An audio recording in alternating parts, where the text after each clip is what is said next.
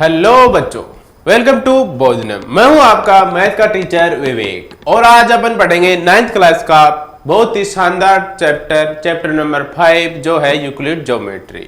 Euclid geometry के बारे में अपन उसके बारे में बताएंगे कि यूक्लिड ने अपने को ज्योमेट्री के क्या क्या अजम्पशन दिए थे, क्या क्या प्रॉपर्टीज दी थी, उन्हीं चीजों को आज अपन इस क्लास में डिस्कस करेंगे।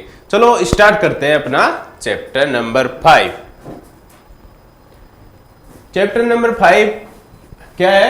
Introduction of the Euclid geometry, मतलब ज्योमेट्री, यूक्लिड ज्योमेट्री का इंट्रोडक्शन है चैप्टर नंबर 5 में। यूक्लिड ने ज्योमेट्री के बारे में अपने को बहुत सी चीजें बताई थी। आज के युग में अपने को पता है कि ये चीजें होती हैं, लेकिन जब यूक्लिड ने बताया था तब लोगों को इन चीजों का नॉलेज नहीं था। तो आज अपन पढ़ेंगे तो अपने को ये चीजें क्या लगेंगी? नॉर्मल लगेंगी। लेकिन पहले के जमाने में इन चीजों का लोगों को इतना नॉलेज नहीं था। उस टाइम में इन्होंने इनकी खोज की थी। चलो स्टार्ट करते हैं अपना चैप्टर। आओ चैप्टर पे आओ। यूक्लिड क्या था? यूक्लिड एक मैथमेटिशियन था, मतलब मैथ का टीचर था। उन्होंने ही ज्योमेट्री की खोज की थी। चलो देखते हैं। Euclid was the teacher of the mathematics, मतलब मैथमेटिक्स के टीचर थे। And he is popularly now as a father of geometry. इनको किस नाम से जाना जाता है? फादर ऑफ ज्योमेट्री के नाम से जाना जाता है।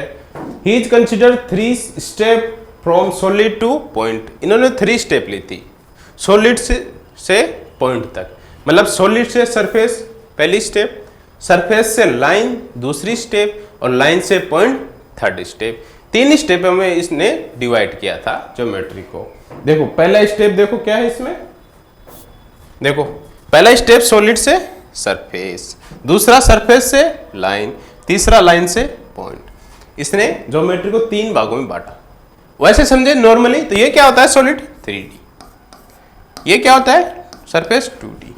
लाइन क्या होता है? 1D।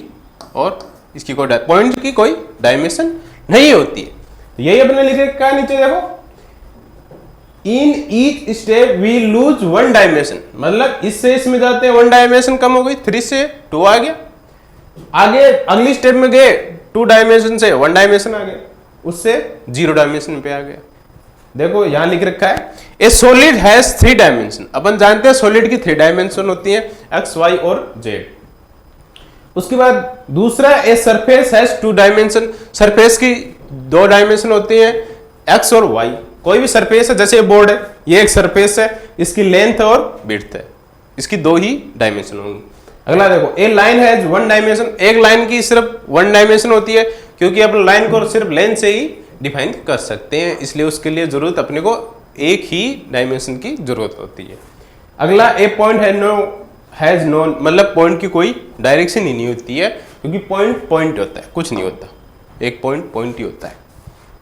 चलो आगे बढ़ते हैं। यूक्लिड के डेफिनेशन दी थी, यूक्लिड ने कुछ डेफिनेशन दी थी।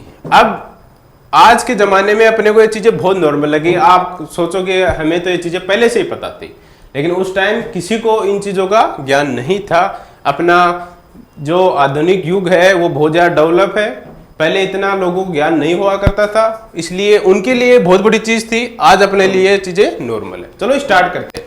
पहला क्या है? A point is that which has no part. मतलब क्या हुआ? बहुत ही आसान है। एक पॉइंट होता है, उसका कोई पार्ट नहीं होता। पॉइंट क्या होता है? अपन भी जानते हैं, पॉइंट एक बिंदु ही होता है, उसका कोई ही पार्ट नहीं होता, कोई भी स्ट्रक्चर नहीं होती है पॉइंट की। पॉइंट एक पॉइंट होता है, बात यही है, बहुत ही नॉर्मल सा है। अगला देखो ए लाइन हैज ब्रीथलेस लेंथ। अब हम लाइन जानते हैं, लाइन क्या होती है? लाइन यही तो होती है, इसको कितना भी बढ़ा दो, आगे कहां तक भी बढ़ा दो, इधर भी बढ़ा दो सकते हैं अपन, उधर भी बढ़ा सकते हैं। मतलब इसकी लेंथ क्या होती है? इनफाइनाइट होती है, जब तक अपने को इससे कोई पॉइंट ना दिए हो। एक तो यही लिखा है, एक लाइन हिज ब्रेथलेस लेंथ, बहुत मतलब लंबी लेंथ होती है, इनफाइनाइट लेंथ होती है, दोनों तरफ से होती है, किधर भी बढ़ा लो उसको। थर्ड देखो the end of the line are points. मतलब कोई भी लाइन को अपने को रोकना है, एंड करना है, तो उसको क्या लगाने पड़ेंगे? पॉइंट लगाने पड़ेंगे। मतलब लाइन सेगमेंट बनाना पड़ेगा यदि किसी लाइन को रोकना है। एक साइड में रोकना है, मतलब अपन यही रोकना चाहते हैं, इधर नहीं रोकना चाहते, तो ये क्या बन गई? एक रे बन गई। इसको रे बोलते हैं कि एक पॉइंट रुका हो और दूसरा इनफाइनाइट की तरफ बढ़ रहा हो। तो किसी भी लाइन को एंड करने के लिए अपने को एक पॉइंट की जरूरत होती है। बहुत ही आसान है, जो अपने को पहले से पता है वही चीजें हैं। अगला देखो, फोर्थ देखो, ए straight line is a line which lie इवेंटली with the points on itself. मतलब एक लाइन होती है, मान लो ये लाइन है, अब इसमें क्या लिखा है, which lie evenly with the points on itself, मतलब इसी पे लाइन पॉइंट होंगे। मतलब क्या हुआ कि यहां पर बहुत सारे पॉइंट होंगे। अब आपको पता है बहुत सारे पॉइंटों को मिलाकर ही लाइन बनती है, ये चीजें अपने को पता है कि बहुत सारे पॉइंटों को अपन मिला दें तभी लाइन बनती है। यही चीज यहां लिख रखी है कि उसके ऊपर बहुत सारे पॉइंट होंगे। अगला देखो, a surface is that which has length और ब्रेथ ओनली। मतलब कोई भी सरफेस होती है, जैसे ये कोई सरफेस हो गई, इसकी सिर्फ दो ही डायमेंशन, अपन ने पढ़ा है इससे पहले कि सरफेस की कितनी डायमेंशन होती है, दो ही होंगी, दो से ज्यादा इसकी डायमेंशन नहीं होंगी। देखिए ये हो गया, इसका क्या होगा, ये तो मान लो लेंथ हो गई, ये इसकी विड्थ हो गई। मतलब सरफेस की दो ही होंगी, एक तो लेंथ होगी एक विड्थ होगी, क्योंकि सरफेस की डायमेंशन कितनी होती है, दो ही होती है।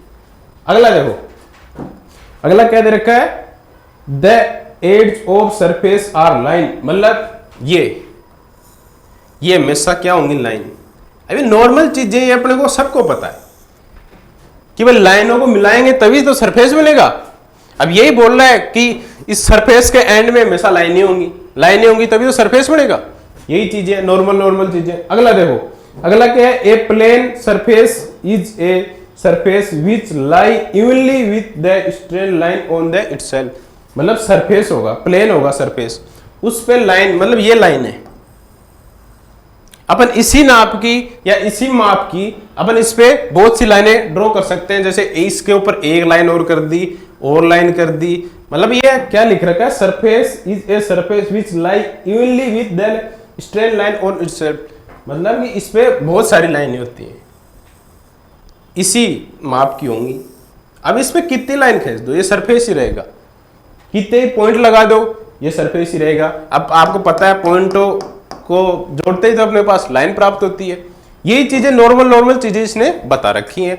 अब आप ऐसे भी सोचो कि ये चीजें तो अपने पता थी, लेकिन पहले के जमाने में लोगों को इन चीजों का ज्ञान नहीं था। अब पढ़ते हैं यूक्लिड एक्सॉम्स एंड पोस्टुलेट्स। पोस्टुलेट्स पढ़ते हैं कि एक्सॉम्स क्या होते हैं, पोस्टुलेट्स क्या होते हैं। देखो इनको समझने के लिए यूक्लिड ने क्या किया, Euclid assume certain property which are not be proved, जो प्रूव्ड नहीं थी। These assumptions are actually always universal truth, दो यूनिवर्सल ट्रूथ को फॉलो करते थे। ऐसी चीजें होती है जो अपने यूनिवर्स में होती ही हैं, यूनिवर्सल ट्रूथ को फॉलो करती हैं। जैसे इनको दो भागों में बांट लिया, एक्सॉम्स में बांट लिया और पोस्टुलेट में बांट लिया। एक्सॉम्स क्या होते हैं, जो क्या यूनिवर्सल ट्रूथ होते हैं वही एक्सॉम्स होते हैं, और पोस्टुलेट क्या होते हैं, मतलब आप लोगों को कथन दे दिया, आपको कोई कथन दे दिया और वो मैथमेटिकल में अपने अप्लाई करके आगे की प्रॉब्लम को अपन सॉल्व करते हैं, उसको पोस्टुलेट्स कहते हैं। एक्सॉम्स क्या होते हैं, वो होते हैं जो यूनिवर्सल ट्रूथ होते हैं, कि मतलब ये तो सच होंगे ही, और वो मैथमेटिकल के लिए अलावा अपने दैनिक जीवन या किसी भी सब्जेक्ट में अप्लाई होते हैं, जबकि पोस्टुलेट्स सिर्फ मैथमेटिकल में ही अप्लाई होते हैं। चलो देखते हैं उसने क्या क्या दिए। अब यूक्लिड एक्सॉम्स दिए उसने, पहला देखो, this things which are equal to the same thing are equal to one another। मतलब क्या बोल रहा है कि कोई A है, वो किसके बराबर है, B के, और B किसके बराबर है, C के। तो A और C भी बराबर होंगे, ये बोल रहा है। अभी अपने को पता है, जैसे उदाहरण से समझे, A मतलब A का मान कितना है, 5, बराबर है 5 के। B का मान 5, अब B का मान 5 है, वो बराबर है C के, C का मान भी आ गया 5, तो A का मान 5 और C का मान 5, तो 5 बराबर 5 आ गया, होता है। तो A बराबर क्या आ गया, C। यही है, ये यूनिवर्सल ट्रूथ होता है, क्यों एग्जाम्स हमेशा यूनिवर्सल ट्रूथ को फॉलो करते हैं। चलो अगला देखते हैं, अगला क्या दे रखा है अपने को, बहुत ही नॉर्मल चीजें हैं। अगला देखो, अगला क्या दे रखा है, if equal are added to equal the whole are equal, wholes are equal. मतलब क्या हुआ, जैसे a बराबर b था, a बराबर क्या था, b था अपने पास, और अपन ने क्या किया, इसमें c जोड़ दिया दोनों तरफ। तो जोड़ने के बाद जो अपने को मान प्राप्त होंगे वो भी इक्वल होंगे। ये चीजें बोल रहा है। देखो उदाहरण से समझो, a का मान 5 वो बराबर है b के, मतलब 5, b का मान भी 5। अब इसमें अपन क्या जोड़े, 1 जोड़ दो। चलो दोनों तरफ सेम चीज जोड़नी है, इक्वल मान जोड़ना है। जोड़ दिया तो क्या आ गया, 6 बराबर 6। पता ही है किसी भी इक्वल मान में अपन कुछ भी जोड़ेंगे तो अपने को इक्वल मान प्राप्त होगा, यही बोल रहा है। होता है, अपने देख लिया, उदाहरण से समझ भी लिया। चलो अगला देखते हैं क्या दे रखा है। अगला दे रखा है थिंग विच, नहीं थर्ड देखो, if equal are subtract from equals the remainders are equal. मतलब कि वही बात हो गई, कोई दे रखा है अपने को क्या, a बराबर b दे रखा था, इसमें जोड़ना था और इसमें क्या है, घटाना है, कोई सेम घटा दो। वही अपन एग्जांपल लेते हैं, 5 था 5 था, मैंने इसमें सेम घटाना है, दोनों तरफ इक्वल के दोनों तरफ सेम घटाना है। तो 5 माइनस 2 5 माइनस 2 क्या आ गया, 3 इजिकल टू 3। मतलब ये भी बराबर होगा। इक्वल में इक्वल जोड़ दो और इक्वल में इक्वल घटा दो तो अपने को इक्वल मान प्राप्त होंगे, यही बताया था यूक्लिड ने। चलो अगले पे चलते हैं। अगला क्या दे रखा है अपने को, thing which coincide with one another are equal to one another. अब कोइंसाइड का अर्थ क्या होता है, कोइंसाइड को हिंदी में बोलते हैं संपाती। कोइंसाइड का मतलब ये होता है, जैसे कोई भी अपने पास लाइन दे रखी है, ये वाली लाइन है और इसके ऊपर ही अपने एक लाइन और खींचते हैं जो नीचे वाली लाइन को पूरा ढक ले, इक्वली ढक ले, उसी को क्या बोलते हैं, कोइंसाइड बोलते हैं। अब इसमें क्या दे रखा है, thing which coincide with one another are equal to one another. मतलब एक लाइन है और उसके ऊपर दूसरी लाइन है, ये दोनों क्या होंगे, एक दूसरे के बराबर होंगे। अब अपने को पता ही है, कोई भी हो यदि इस लाइन के बराबर अपने इसको ऊपर से ढक देंगे पूरा तो वो इसके बराबर ही होगी। ये यहाँ पे लिख रखा है कि कोई भी एक दूसरे के ऊपर संपाती हो लाइनें, वो क्या होंगी, इक्वल होंगी, बराबर होंगी। अगला देखो, the whole is greater than the part. मतलब कोई भी अपने पास ज्योमेट्री है, जैसे ये हुआ, ये कोई सर्किल है, अब इसका कोई पार्ट निकाल लूं मैं, ये वाला पार्ट, इतना पार्ट मैंने क्या निकाल लिया, बाहर निकाल लिया। ये वाला पार्ट मैंने क्या निकाल लिया, बाहर निकाल लिया। तो जो बचा, जो पीछे बचेगा, मतलब पीछे बचा और ये निकाला हुआ पार्ट, और निकाला हुआ पार्ट हमेशा जो अपने पास पहले पार्ट था उससे बड़ा होगा। मतलब ये वाला पार्ट इस वाले पार्ट से हमेशा छोटा होगा। जो टोटल पार्ट है उससे ये वाला पार्ट हमेशा छोटा होगा। यही बता रहा है क्या, the holes is greater than the part. मतलब जो पहले डायग्राम था, जैसे सर्किल था, सर्किल से अपने पार्ट निकाला तो ये पार्ट हमेशा सर्किल से छोटा होगा और सर्किल हमेशा पार्ट से बड़ा होगा। कोई भी देख लो, जैसे ये कोई अपने पास सरफेस दे रखी है, मैं इसका इतना पार्ट निकाल लेता हूं, इतना पार्ट बाहर आ गया छोटा सा, तो क्या बच गया पीछे, अब पीछे अपने पास बच गया ये वाला, ये बच गया। अब ये अपने को पता है जो होल पार्ट था वो हमेशा बड़ा होगा इससे, क्यों बड़ा है, ये नॉर्मल सी बात है। किसी चीज में निकाल लो, जैसे आप कोई भी ले लो, और एग्जांपल ले, अपन सरफेस ले लिया, कोई रेखा ले ली, चलो लाइन ले ली अपन ने। अब लाइन में अपन ने, मैं इतना सा पार्ट बाहर निकाल रहा हूं, इसका इतना सा पार्ट, मतलब इतना सा पार्ट मैंने लाइन से बाहर निकाल लिया। अब ये पार्ट हमेशा जो पहले वाली लाइन थी उससे बड़ा होगा, होल बड़ा होगा इस लाइन से। कभी देख लो, कोई भी चाहिए, अपन इतना पार्ट भी निकाल लेंगे इसका, इतना मतलब यहां तक का पार्ट भी निकाल लेंगे तो भी जो होल पार्ट था वो हमेशा बड़ा होगा। ये बोल रहा है कि होल पार्ट हमेशा बड़ा होगा जो पार्ट अपने निकालते हैं उससे, यही बात है। अगले पे चलो, अगला अपने को क्या दे रखा है, अगला दे रखा है thing which are double of the same thing are equal to one another. मतलब कि कोई भी अपने पास मान दे रखा है, जैसे मान लिया अपन ने ए दे रखा है इक्वल है। अब उनका अपन डबल करें, जैसे ए को क्या लिख दिया 2a लिख दिया, इधर भी डबल कर दिया, मतलब इक्वल पार्ट को अपन डबल करें, जो अपने पास मान प्राप्त होगा वो भी क्या होगा इक्वल होगा। अभी अपने को सबको ही पता है कि यदि अपने पास 4 दे रखा हो, 4 बराबर क्या होता है 4, दोनों इक्वल है, दोनों इक्वल है। अब इसको क्या करना है अपने को 2 से गुणा करता है, डबल कर दो, तो 8 बराबर क्या होगा 8। ये लाइन लिख रखी है, thing which are double of the same thing are equal to one another, मतलब कोई भी चीज को अपन कोई भी को डबल कर दे नंबर को तो अपने को इक्वल प्राप्त होंगे, यही बात है। इक्वल को दोनों साइड डबल करो तो इक्वल प्राप्त होंगे। चलो अगला देखते हैं, अगला क्या दे रखा अपने को, अगला दे रखा है thing which are half of the same thing are equal to one another. वही इसका क्या है, इसमें तो डबल था और अगले वाले में क्या दे दिया सेम, इक्वल पार्ट को यदि अपन हाफ कर दे तो अपने पास इक्वल पार्ट प्राप्त होगा। देखो जैसे ए दे रखा है, ए बराबर बी है, इसका अपन हाफ कर दें तो ये दोनों भी बराबर होंगे, ये बता रहा है।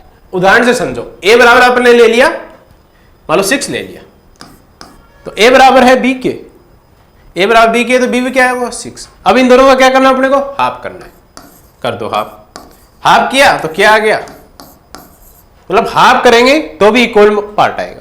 यही चीज इन्होंने लिख रखी है, यही है यूक्लिड के एक्सॉम्स, यही बात है। बात ये है जो यूनिवर्सल ट्रूथ है ये हर जगह अप्लाई होते हैं, मैथमेटिकल में नहीं, बाहर भी किसी भी सब्जेक्ट में ये अप्लाई होंगे। आगे पढ़ते हैं अपन यूक्लिड के पोस्टुलेट्स, पोस्टुलेट पढ़ते हैं जो कि केवल मैथमेटिकल में ही अप्लाई होंगे, बाहरी दुनिया में या बाहर के सब्जेक्ट या और अदर सब्जेक्ट में ये अप्लाई नहीं हो सकते। बाकी एग्जाम्स थे वो यूनिवर्सल ट्रूथ होते हैं, वो हर जगह अप्लाई होते हैं। चलो देखते हैं पोस्टुलेट्स क्या होते हैं। A straight line may be drawn from one point to any other point. कोई भी स्ट्रेट लाइन हो, अपने पास कोई लाइन दे रखी है, अपने पास क्या दे रखी है कोई लाइन दे रखी है, तो अपने पास क्या प्राप्त होगा, क्या ए स्ट्रेट लाइन, मतलब ये कोई लाइन है, ये मेरे पास कोई लाइन है, may be drawn from any one point to any other point. अब कोई भी लाइन को ड्रॉ करने के लिए अपने पास क्या होनी चाहिए, पॉइंट होनी चाहिए। मतलब ये वाला पॉइंट था और ये वाला पॉइंट, मैंने इसके बीच में लाइन ड्रॉ कर दी। मतलब एनी स्ट्रेट लाइन ड्रॉ करने के लिए एक पॉइंट टू अनदर पॉइंट अपने को चलना पड़ेगा। जैसे ये पॉइंट था, मैं यहां से चला दूसरे पॉइंट तक, तो अपने को क्या प्राप्त हुआ, एक स्ट्रेट लाइन प्राप्त हुई। ये बता रहा है पोस्चर। अगला देखो, अगला क्या है, a terminate line can be produce infinitely. मतलब क्या होता है, एक कोई लाइन है अपने पास, ये वाली लाइन है मेरे पास, ये क्या है दोनों तरफ इनफाइनाइटली बढ़ रही है। यदि इसमें कोई पॉइंट नहीं दे रखा तो ये दोनों तरफ क्या बढ़ेगी, इनफाइनाइटली बढ़ेगी। यही यूक्लिड के पोस्टुलेट में बताया था कि कोई भी लाइन हो वो दोनों तरफ इनफाइनाइटली, टर्मिनेट इनफाइनाइटली लाई करती है, बढ़ती रहती है। आगे वाला देखो, थर्ड क्या दे रखा अपने को, थर्ड दे रखा है a circle can be draw with any centre and any radius. मतलब कोई भी सर्कल एनी सेंटर से एनी रेडियस पर एक सर्किल बनाया जा सकता है। जैसे अपन ड्रॉ करते हैं, चलो ये कोई मेरे पास पॉइंट है, ये पॉइंट है मेरे पास कोई, इस पे मेरे को बनाना है सर्किल। अब मैं इस पे बना दूंगा सर्किल, ये इतना बना दिया। अब कोई मेरे पास क्या है, दूसरा पॉइंट है, अब मैं उस पे बनाना चाहूँ सर्किल। अब कितनी भी रेडियस का कितना भी सर्किल बना दो, समझ रहे हो, any point any radius, any point और एनी रेडियस का सर्किल बना रहे हैं अपन। कोई भी पॉइंट और कोई भी रेडियस हो, इसकी रेडियस ये हो गई, इसकी रेडियस ये हो गई, दोनों की रेडियस अलग है, पॉइंट अलग है, सर्किल अलग है। पॉइंट कहीं पे भी किसी भी रेडियस का अपन सर्किल खींच सकते हैं, यही बता रहा है a circle can be draw with any centre of any radius. कोई भी सेंटर और कोई भी रेडियस का अपन सर्किल खींच सकते हैं। अगला देखो, all right angles are equal to one another. अब आपको पता होना चाहिए राइट एंगल होते क्या है। पहली बात क्या, आपको क्या पता होना चाहिए, राइट एंगल क्या। राइट एंगल वो होते हैं जो जिनका मान 90 डिग्री होता है, मतलब वो एंगल जिनका मान 90 डिग्री होता है, ये राइट। अब क्या देगा, all right angle are equal to one another. अब ऑल मतलब पता ही है राइट एंगल सारे 90 डिग्री के होंगे तो एक दूसरे के इक्वल होंगे, यही बता रहा है। कोई भी ले लो, अब ये 90 डिग्री है तो ये एक दूसरे के एंगल इक्वल होंगे ही, क्योंकि राइट एंगल होता है 90 डिग्री का है, यही लिखा है। अगला देखो, अगला क्या बता रहा है अपने को, अगला बता रहा है, ये लिख बढ़ा रखा है, काम का भी है और सबसे इंपॉर्टेंट भी है। If a straight line following on two straight line make the interior angle of the same side of the taken together less than 2 right angle, then the two straight line of produce infinitely meet on the side on the which the sum of angles less than 2 right angle। बहुत बड़ी line है, hello समझाता हूं इसको बहुत छोटे में। क्या दे रखा है, मतलब कोई भी दो लाइन है, दो लाइन दे रखी है अपने को, अपने दो लाइन ले ली, मतलब ये वाली लाइन ले ली, एक लाइन ये हो गई, एक लाइन ये हो गई, कोई भी दो लाइन ले ली, two straight line make the interior angles, मतलब इसमें कोई भी लाइन अपन ने फ्लो करा दी, क्रॉस करवा दी, एक लाइन क्रॉस करवा दी अपन ने। Each produce infinitely meet to the, मतलब इनफाइनाइट है side on the which are sum of angle is less than 2 right angle. यहां क्या लिखा है, 2 राइट एंगल, देख पा रहे हो 2 राइट एंगल क्या, राइट एंगल अभी बताया था 90 डिग्री होता है राइट एंगल, 2 राइट एंगल मतलब 180 डिग्री। अब ये कोई भी दो लाइन दे रखी हैं, इनको एक लाइन काट रही है, तो ये क्या बोल रहा है, जो इंटीरियर है अंदर वाले, क्या बोल रहा है, इंटीरियर मतलब अंदर वाले कोण, मतलब ये वाला, ये माला अक्स मान लिया, ये वाई मान लिया, ये ए मान लिया और ये क्या बोल रहा है, अक्स और वाई का मान, एक्स प्लस वाई का मान हमेशा क्या होगा, क्या होगा, 2 राइट एंगल के बराबर होगा, मतलब 180 डिग्री के बराबर होगा, चाहे वो अक्स प्लस वाई हो, चाहे ए प्लस बी इजकल टू क्या हो 180। यही बोल रहा है इतनी बड़ी लाइन में कि जब दो लाइन दे रखी हो, उनको कोई भी लाइन काट रही हो, तो उनके जो अंदर वाले कोण है, इंटीरियर कोण है, एंगल है, उनका हमेशा मान 2 राइट एंगल के बराबर होगा, मतलब 180 डिग्री के बराबर होगा।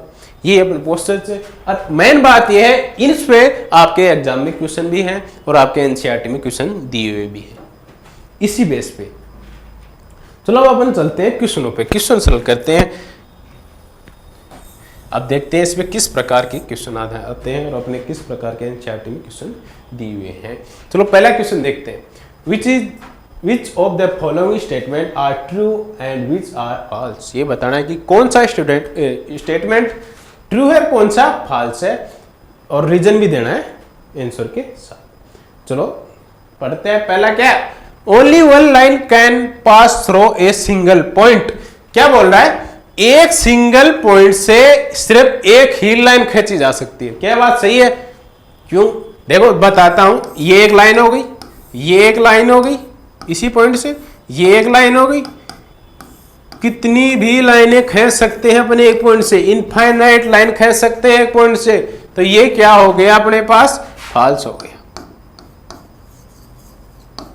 पहला स्टेटमेंट फॉल्स हो गया। क्या बोल रहा है कि एक पॉइंट से सिर्फ एक ही लाइन खींची जा सकती है, लेकिन एक पॉइंट से अनंत लाइनें खींची जा सकती हैं, तो पहला स्टेटमेंट अपना हो गया फॉल्स। दूसरा देखो क्या दे रखा है, there are an infinite number of line which pass through 2 distinct point. क्या बोल रहा है, 2 पॉइंट है, उनके मध्य अपन इनफाइनाइट लाइन खींच सकते हैं। देखो ये एक पॉइंट है, ये एक पॉइंट है, इसके मध्य सिर्फ अपन एक ही, 2 पॉइंटों के मध्य सिर्फ एक ही लाइन खींच सकते हैं, लेकिन क्वेश्चन में दे रखा है इनफाइनाइट, जो कि क्या हो गया, फॉल्स हो गया। इनफाइनाइट नहीं, सिर्फ अपन 1 लाइन ही खींच सकते हैं 2 पॉइंटों के मध्य। अगला देखो, अगला क्या दे रखा है, a terminated line can be produce infinitely on both side. मतलब क्या बोल रहा है, a terminate line can be produce infinitely on both side, मतलब कोई भी लाइन है अपने पास, कोई भी लाइन है, ये रही, ये अपने पास लाइन है, ये क्या बोल रहा है, इनफाइनाइटली ऑन बोथ साइड, मतलब ये इधर भी इनफाइनाइटली जा सकता है, इधर भी इनफाइनाइट, वही तो लाइन होती है, अपने को पता है जा सकती है, मतलब थर्ड स्टेटमेंट अपने का क्या दे रखा है, ट्रू दे रखा है। तीसरा स्टेटमेंट ट्रू है। अगला देखो क्या है, if 2 circle are equal then radius are equal. मतलब क्या है, दो सर्किल क्या है, इक्वल है, तो उसकी रेडियस क्या होगी, इक्वल है, क्या है, तो उसकी रेडियस क्या होगी, इक्वल होगी। देख लो, मतलब मैंने एक सेमी का लिया सर्किल, ये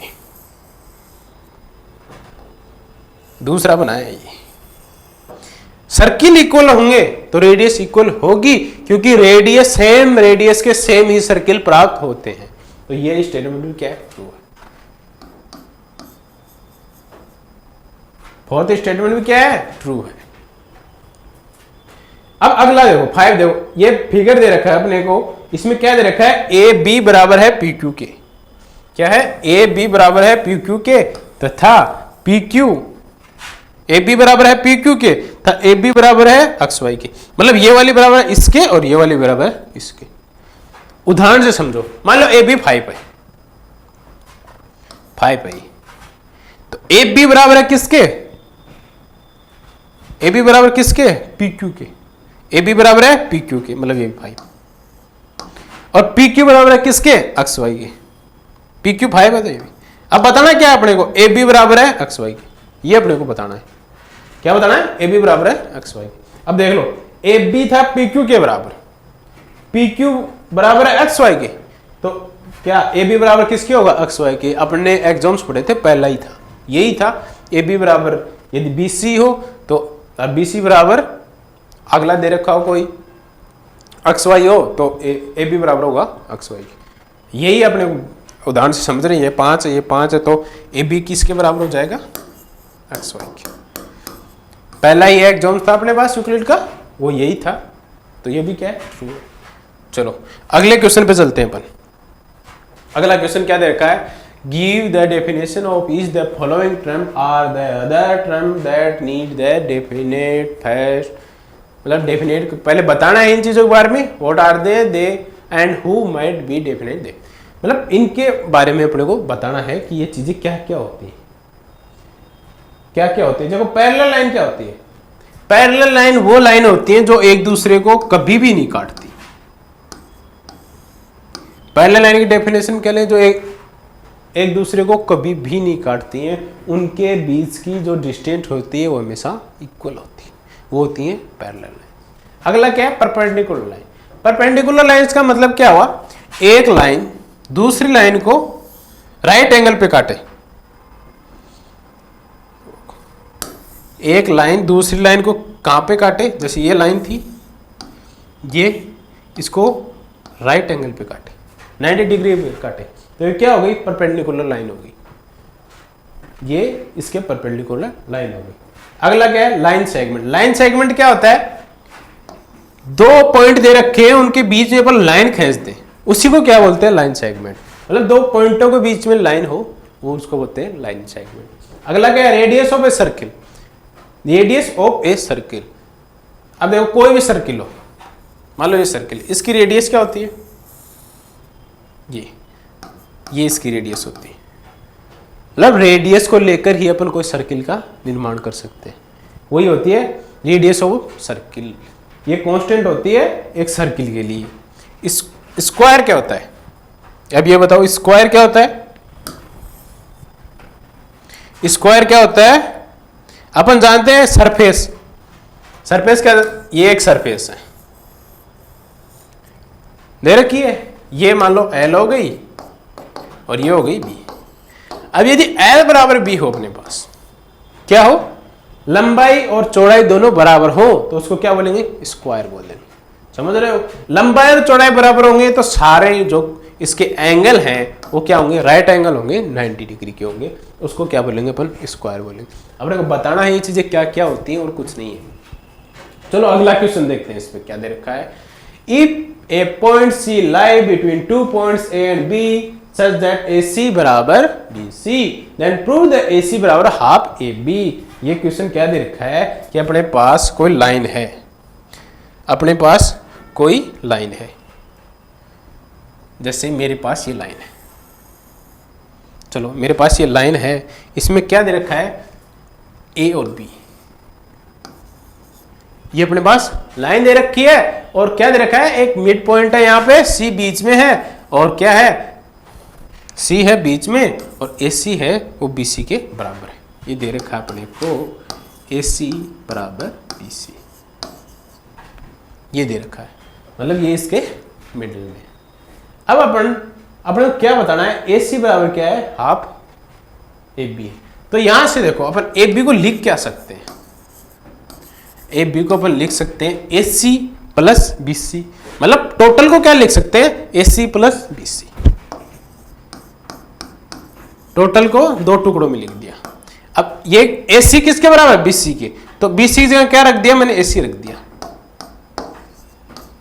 समझ रहे हो, तो ए बी बराबर क्या आ गया, 2ac आ गया। अब अपने को क्या निकालना है, ac बराबर निकालना है, तो 2 के इधर ले जाएंगे तो ab के नीचे आ जाएगा। ये अपने को प्रूव करना था, ac बराबर हाफ ab, ये आ गया। अपने कुछ नहीं किया, इसको सिर्फ इस टुकड़ों में लिखा और ये इसके बराबर अपने को दे रखा है, मान रखा, आंसर आ गया। अगला क्वेश्चन देखो क्या है, in question 4 point C is called a mid point, मतलब पॉइंट सी मिड पॉइंट है of line segment A B, prove that every line segment has one and only one mid point. मतलब क्या दे रखा है कि ये इसका मिड पॉइंट है। मिड पॉइंट तो है ही, क्योंकि ए सी बराबर बी सी दे रखा है और ए सी बराबर अपने क्या निकाल लिया, हाफ ए बी निकाल लिया। अब ए सी बराबर हाफ ए बी है, तो ए सी किसके, बी सी के बराबर है, तो बी सी बराबर क्या होगा, हाफ ए बी होगा। समझ रहे हो, prove that every line segment has one and one, मतलब एक ही होगा। कभी भी देख लेना यहां इसका मिड पॉइंट एक ही होगा, क्योंकि मिड पॉइंट क्या होता है, उसको दो भागों में बांटे, कोई भी चीज को दो भागों में बांटे। तो ए सी और बी सी, ए बी और ए बी, इसके दो मतलब इसको दो भागों में बांट दिया, जिसका मान ये है, ये एक ही पॉइंट होगा, ये अपने को बताना है। ठीक है, अगले क्वेश्चन पर चलते हैं। अगला क्वेश्चन क्या दे रखा है, इन फिगर, ये जो को दे रखा है फिगर, ए सी बराबर बी डी है, देन प्रूव दैट ए सी बराबर ए बी बराबर सी डी। क्या दे रखा है अपने को, ए सी किसके बराबर है, बी डी के। ए सी किसके बराबर है, बी डी के। ए सी बराबर है बी डी के, मतलब ए और सी ये वाली और बी और डी ये वाली बराबर। समझ रहे हो, ए सी किसके बराबर है। अब इस ए सी को अपन क्या लिख सकते हैं, देखो ए और सी के बीच में है बी, तो इसको लिख सकते हैं अपन A B plus B C. A C को लिख रहा हूं मैं, ए सी को क्या लिख रहा हूं, ए सी को क्या लिख रहा हूं, A B plus B C. और अगला वाला क्या है, बी डी। बी डी को क्या लिख सकते हैं, B C plus C D, B C plus C D. B D को क्या लिखा है, B C plus C D, यही लिखा है। अब देखो दोनों तरफ देखो, यहाँ बी सी है, यहाँ बी सी, बी सी से बी सी हट जाएगा तो क्या बच जाएगा, ए बी बराबर सी डी बच गया। यही अपने को प्रूव करना था, मतलब कि इस ए सी को दो भागों में तोड़ के लिखा A B plus B C, और बी डी को दो भागों में तोड़ लिखा B C plus C D. B C से बी सी हट गया, क्या बचा, ए बी बराबर सी डी। यही अपने को प्रूव करना था। चलो आगे चलते हैं। तो इस जो अपने चैप्टर था इसमें इसी प्रकार के क्वेश्चन पूछे जाते हैं। इसके अलावा इसमें और कोई क्वेश्चन नहीं आता है तो सिर्फ यूक्लिड के पोस्चर पे आ जाएगा, एग्जाम्स पे आ जाएगा, और ऐसा क्वेश्चन आ जाएगा, कोई रेखा दे देगा उसमें बराबर मान दे के बराबर पूछ लेगा। उन्हीं पे मतलब जो पोस्चर दे रखे थे उन्हीं पे डिपेंड अपने को इस चैप्टर में क्वेश्चन पूछे जाते हैं। चलो मिलते हैं आपको अगली क्लास में, धन्यवाद।